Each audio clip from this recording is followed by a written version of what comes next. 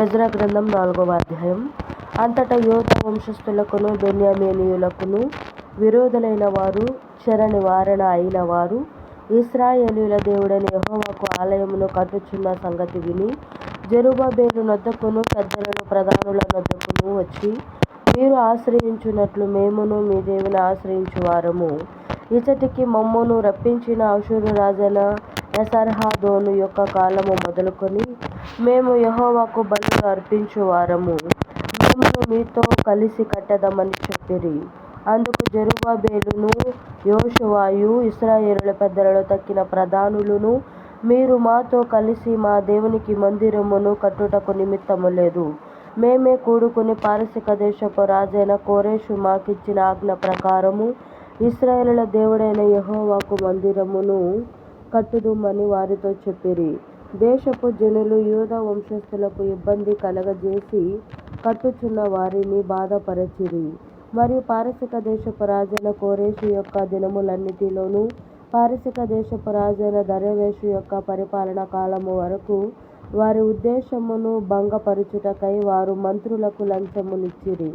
మరియు అహష్వేరోషు ఏలనారంభించినప్పుడు వారు యూదా దేశస్థులను గూర్చియు యెరూషలేము పట్టణపు వారిని గూర్చియు ఉత్తరము వ్రాసి వారి మీద తప్పు మోపిరి.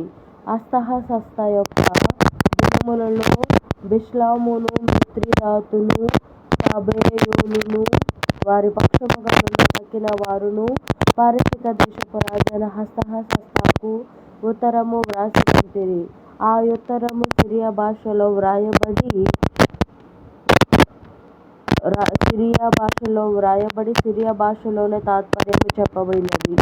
మరియు మంత్రియగు రెహూమును లేఖికుడగు షిమ్షయియు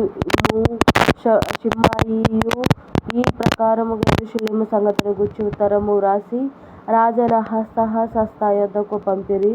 అంతటా మంత్రియగు రెహూమును లేఖికుడగు షిమ్షయియు వారి పక్షముగా నున్న తక్కిన వారైన బిన్నయియులును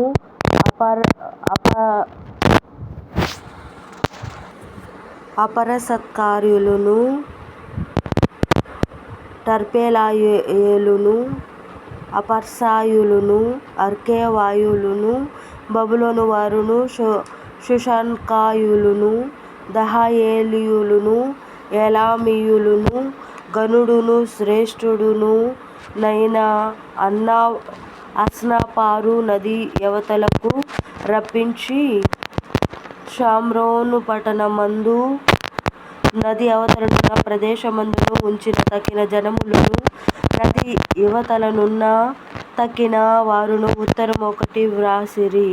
వీరు రాజైన అర్తహషస్త వ్రాసి పంపించిన ఉత్తరము నకలు నది ఇవతలనున్న తమ దాసులమైన మేము రాజైన తమకు తెలియజేయున్నదేమనగా, తమ సన్నిధి నుండి మా యొద్దకు వచ్చిన యూదులు యెరూషలేమునకు వచ్చి తిరుగుబాటు చేసిన ఆ చెడు పట్టణమును కట్టుచున్నారు. వారు దాని ప్రాకారములను నిలిపి దాని పునాదులను మరమ్మతులు చేయుచున్నారు. కావున రాజావైన తమకు తెలియవలసినదేమనగా, ఈ పట్టణమును కట్టి దాని ప్రాకారములను నిలువబెట్టిన యెడల వారు శిస్తుగాని సుంకము గాని పన్ను గాని ఇయ్యక యుందురు.